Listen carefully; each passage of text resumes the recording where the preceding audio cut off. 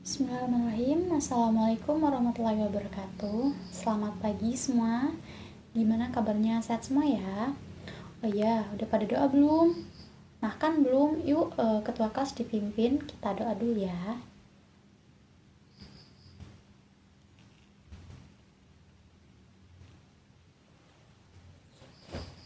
Hari ini ada yang tidak masuk. Ana masih dispen ya, masih ada kegiatan. Oke. Selain itu masuk semua ya. Ya. Kita hari ini akan melanjutkan materi minggu kemarin, yaitu masih tentang jamur atau fungi. Nah, di sini siapa yang masih ingat ciri-ciri dari jamur? Siapa yang ingat? Ya benar, termasuk organisme eukariot. Yang kedua, cara hidupnya bersifat heterotrof. Yang ketiga, dindingnya dari zat kitin, membuat dia kuat tetapi fleksibel. Yang keempat, ya ada yang uniseluler tapi mayoritas multiseluler. Yang kelima, tubuhnya terdiri atas hifa. Ya benar. Yang keenam, kumpulan hifa membentuk miselium. Dan yang terakhir, yang paling penting, tidak berklorofil. Oke, masih pada ingat semua ya pelajaran minggu kemarin. Nah, kalian pada tahu gak sih kalau jamur itu sangat bermanfaat bagi kita, bagi di sekeliling kita. Coba ada yang tahu manfaat dari jamur itu terbagi menjadi berapa dan sebutkan apa saja manfaatnya. Kenapa? Ekologis, ya ekologis. Manfaatnya apa? Sebagai dekomposer, benar. Ya, manfaat dari jamur secara ekologis itu sebagai dekomposer, organisme pengurai, mengembalikan kesuburan tanah. Manfaat yang kedua, ekonomis. Ya, sering kita konsumsi ya karena tidak berbahaya dan memiliki nutrisi yang tinggi. Yang ketiga, medis, sebagai antiseptik. Yang keempat, pengembangan iptek. Ya benar, sebagai rebiosasi. Simbiosisnya akar dengan akar tumbuhan berbentuk mikoriza. Di sini Ibu akan membacakan tujuan dari pembelajaran ini ya. Semoga ini bisa tercapai. Yang pertama itu dapat mengidentifikasi ciri-ciri umum jamur melalui diskusi. Yang kedua, mampu mendeskripsikan morfologi jamur melalui pengamatan.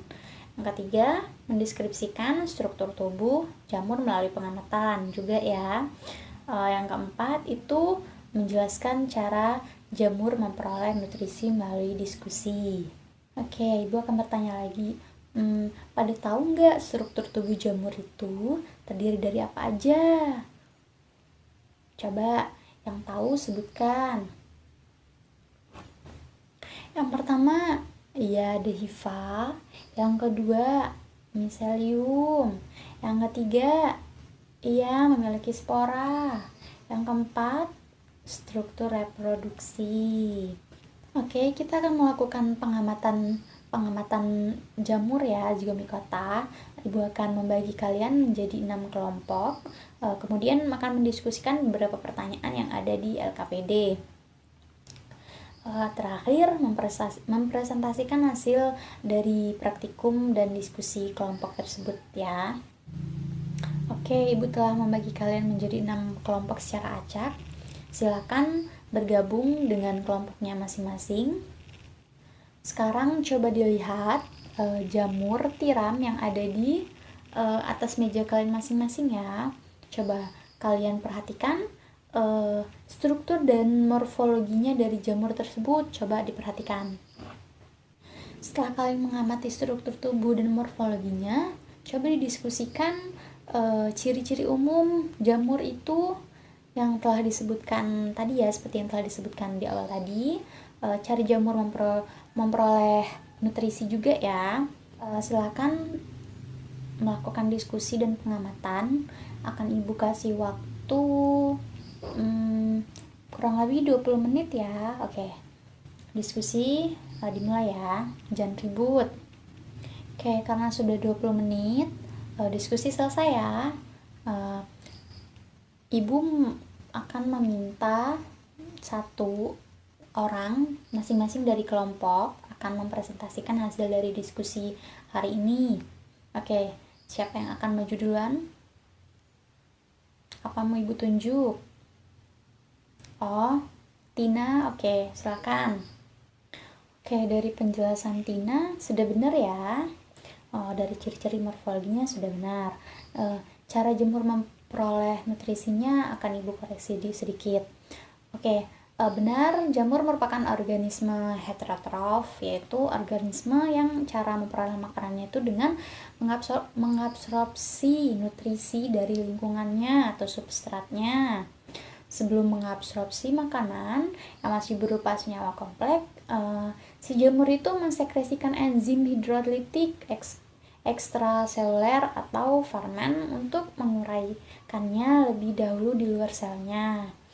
Jamur ini ada yang hidupnya parasit, ada pula yang bersifat saprofit. Selain itu ada yang bersimbiosis dengan organisme lain secara mutualisme. Sebagai parasit, jamur mengambil makanan langsung dari inangnya. Jamur ini memiliki haustoria atau haustorium, yaitu hifa khusus untuk menyerap makanan langsung dari inangnya. Oke, semua sudah mempresentasikan hasil dari praktikumnya masing-masing dan Ibu telah merevisinya juga. Selanjutnya, kalau ada yang ingin ditanyain, silakan ya. Kalau ada yang kurang paham ditanya. Apa Ibu nih yang mau nanya? Oke, Ibu tunggu ya.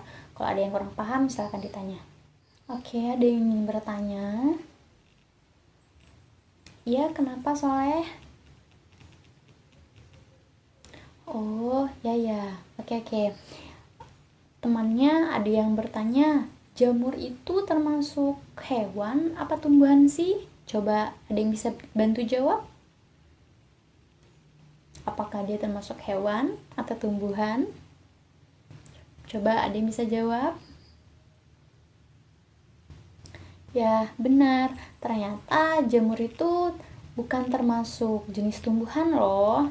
Semua jenis jamur itu yang ada di dunia ini sudah termasuk ke dalam klasifikasi kingdom fungi. Jadi dia bukan termasuk tumbuhan ataupun hewan ya.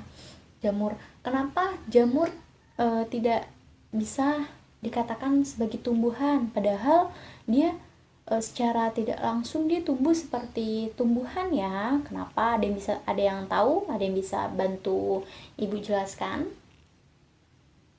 Ya benar, jamur tidak memiliki klorofil seperti tumbuhan. Itulah sebabnya jamur menjadi klasifikasi makhluk hidup baru bernama fungi. Oke, ada yang ingin bertanya lagi? Sudah jelas ya, kalau fungi itu atau jamur itu bukan termasuk tumbuhan atau hewan. Oke, karena kalian tidak ada lagi yang ingin bertanya, sekarang Ibu deh yang akan bertanya.